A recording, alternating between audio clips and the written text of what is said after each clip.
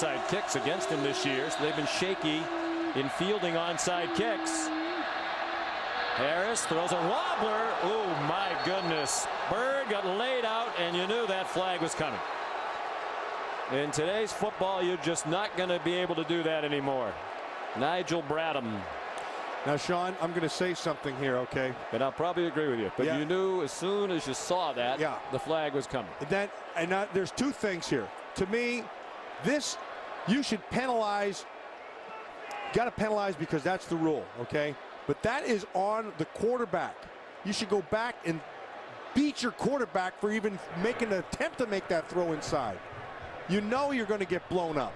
That's just tough. Personal foul, illegal contact number 13. The runner launched and made contact. He is ejected from the ball game. Wow.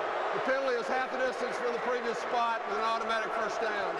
Sean, the problem as a defender, I don't even know. You can't change things once you've started the process of going in to make the tackle.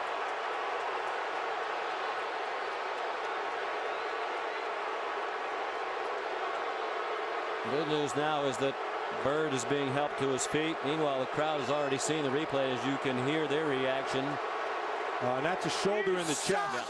Yeah, call. That may have been a pick on the backside there. Everett Dawkins comes, and he may have that. Himself. He didn't launch himself. No, he didn't. His right foot's still on the ground. That's a horrible call.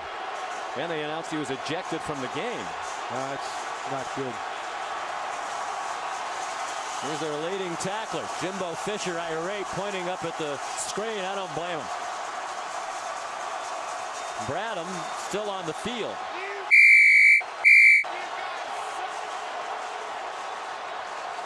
Well, it's been a bizarre day with the officials and the replay. Not to say they've been wrong all the time. Sometimes they've been proven right by the replays, but that's a disaster right there.